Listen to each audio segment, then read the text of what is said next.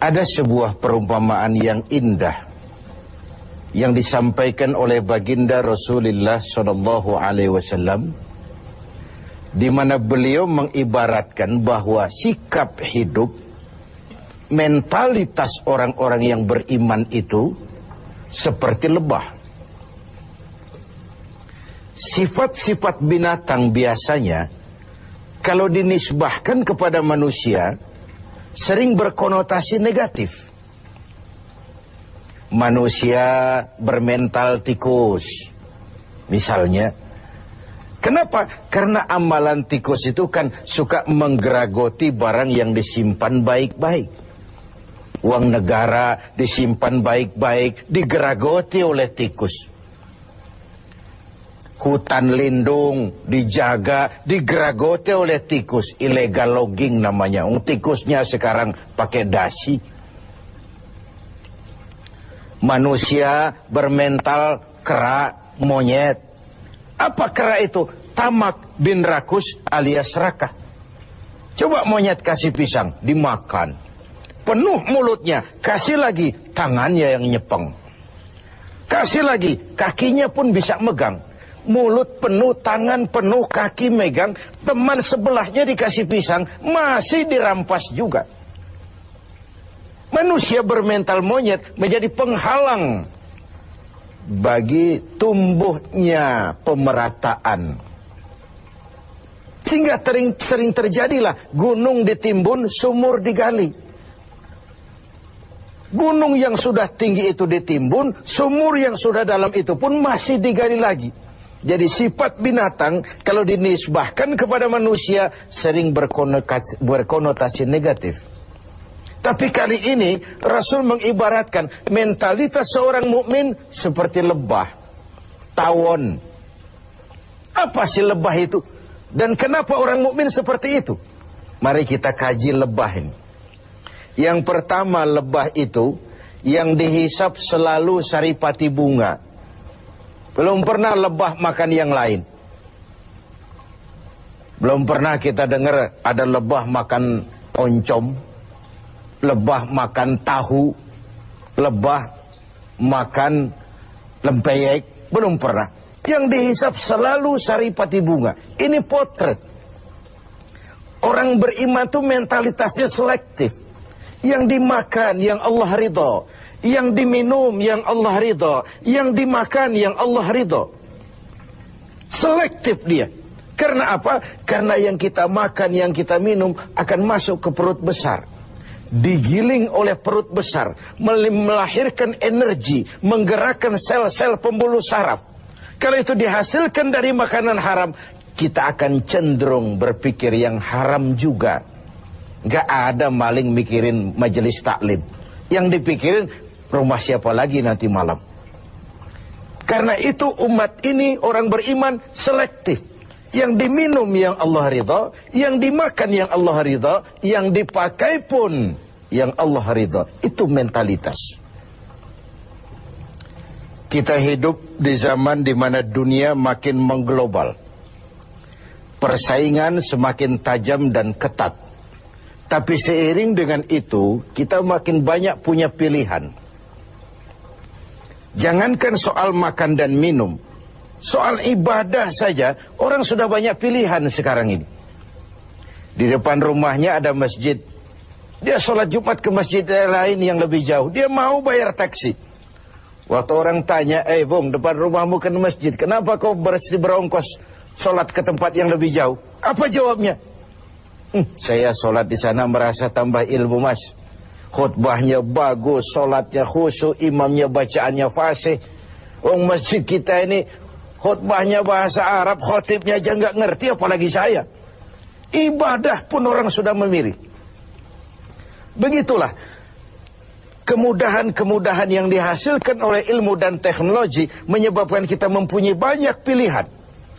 Karena itu dalam hal sandang, pangan, dan papan, filter harus kuat. Orang mukmin mentalitasnya tidak asal pakai, tidak asal makan, tidak asal minum, tapi ada frame. Allah ridho apa tidak? Yang diminum yang Allah ridho, yang dimakan yang Allah ridho, yang dipakai pun yang Allah ridho. Itu mentalitas. yang dihisap selalu saripat bunga, yang dimakan makanan yang selektif, yang baik. Baik menurut siapa? Menurut Allah, bukan menurut kita.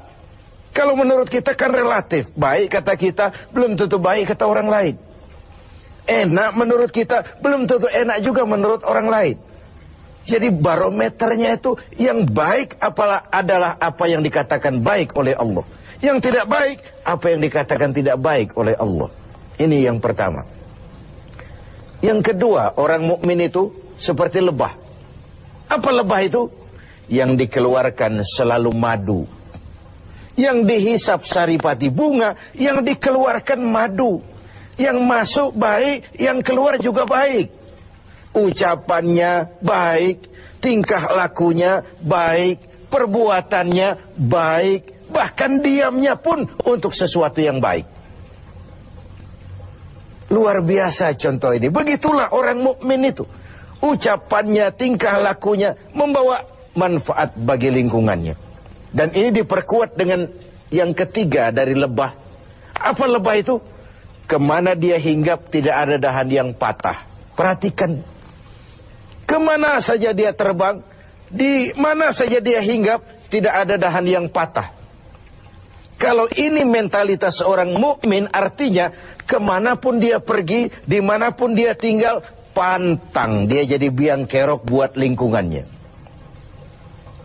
Keutuhan kita sebagai bangsa masih rentan. Berbagai konflik belum sepenuhnya bisa teratasi. Entah yang berlatar belakang sara, etnis, agama, di Papua sana, di Poso sana, bahkan di kota-kota besar di berbagai daerah sering terjadi tawuran antar kampung. Untuk hal-hal yang sepele, untuk hal-hal yang remeh. Sehingga kita kehilangan pertimbangan. Seorang mukmin tidak beriman dianggap kalau tetangganya tidak pernah aman dari gangguan lidahnya atau gangguan tangannya. Wallahi la yu'min, la yu'min, la yu'min. Sampai 3 kali Rasul menyatakan, demi Allah, belum dinyatakan beriman. Belum beriman, belum beriman. Sampai tetanggamu aman dari gangguan lidahmu dan gangguan tanganmu. Begitulah kita ini. Orang mukmin dituntut menjadi manfaat bagi lingkungannya. Kemana dia hinggap, tidak ada dahan yang patah. Tapi yang keempat, lebah. Jangan coba-coba diusik. Jangan coba-coba diganggu. Kalau sekali kita diganggu dia, kemanapun kita pergi, insya Allah dikejarnya. Nyelam di air pun masih ditunggunya. Tapi kalau tidak diusik, tidak diganggu, nggak ada lebah iseng ke pasar nyariin orang lalu menggigit orang di sana. Nggak ada.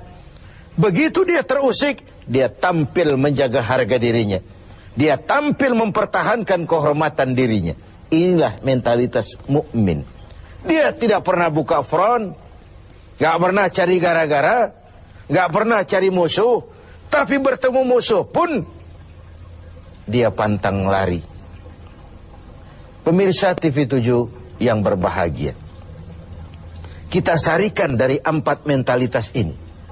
Pertama, orang mukmin adalah orang yang selektif. Karena kita tahu bahwa makanan dan minuman sangat mempengaruhi bukan saja pertumbuhan biologis kita, tapi juga pertumbuhan daya pikir kita. Karena begitu makanan dicerna oleh anggota tubuh kita, lalu ditransfer ke seluruh jaringan-jaringan tubuh, melahirkan energi yang menggerakkan sel-sel pembuluh saraf, maka dia akan cenderung kembali dari mana makanan dan minuman itu berasal. Kalau dia berasal dari barang yang haram, dia akan cenderung menggerakkan sel-sel pembuluh saraf untuk cenderung berpikir tentang yang haram juga. Akibatnya perbuatan pun akan mengarah kepada yang haram. Inilah Ramadan, di mana dari yang halal saja kita mengatur diri, menahan diri, konon lagi dari yang haram. Dari yang jelas halalnya kita kendalikan diri, kita atur, kita tata sedemikian rupa, konon lagi dari yang haram. Lalu yang kedua, seorang mukmin harus menjadi rahmah bagi lingkungannya. pantang dia jadi biang kerok bagi lingkungannya. Kita tahu bahwa ada 3 tujuan penjajahan ini. Pertama, ekspansi kekuasaan. Yang kedua, dominasi ekonomi. Dan yang ketiga, penetrasi kebudayaan. Dari yang pertama, kita sudah jelas bangsa yang merdeka. Tidak ada lagi kekuasaan asing yang mengatur kita, apalagi bercokol di tanah air tercinta ini. Tapi dari 2 yang terakhir, dominasi ekonomi dan penetrasi kebudayaan, kita harus masih berjuang keras untuk merdeka. Secara ekonomi, kita masih bergantung kepada bantuan asing. Lalu bermanis-manis kita anggaplah itu sebagai pelengkap. Tapi akhirnya jadi penentu. Jadi beban yang memberatkan. Bukan saja kita, tapi anak cucu kita di belakang kemudian hari nanti. Dari segi penetrasi kebudayaan, yang nampak saja food, fan, fashion, anak-anak kita habis dijajan. Food, makanan. Anak-anak kita tidak bangga lagi dengan produk bangsa kita sendiri. Food, belum lagi fashion. Disinilah kita harus punya filter yang kuat dalam dunia yang makin mengglobal, di mana kita berhadapan dengan sekian banyak pilihan. Bukankah kita ingat riwayat Nabi Nuh mengantisipasi banjir? Beliau oleh Allah diperintahkan membuat kapal. Seperti itulah kita sekarang ini. Mungkin sebagian kita menghadapi banjir lumpur di Sidoarjo sana.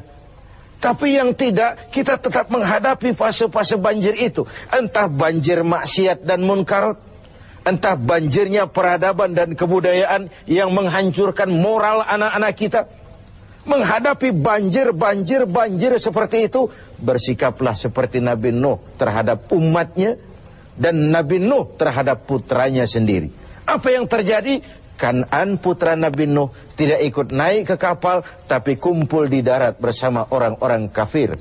Sebagai orang yang punya tanggung jawab, Nabi Nuh memanggil putranya untuk ikut naik ke kapal, jangan sampai hanyut ditelan banjir. Begitulah kita harus menyelamatkan anak-anak kita, naik kapal iman, naik kapal kebersamaan, naik kapal keselamatan, agar tidak dihantam oleh banjir.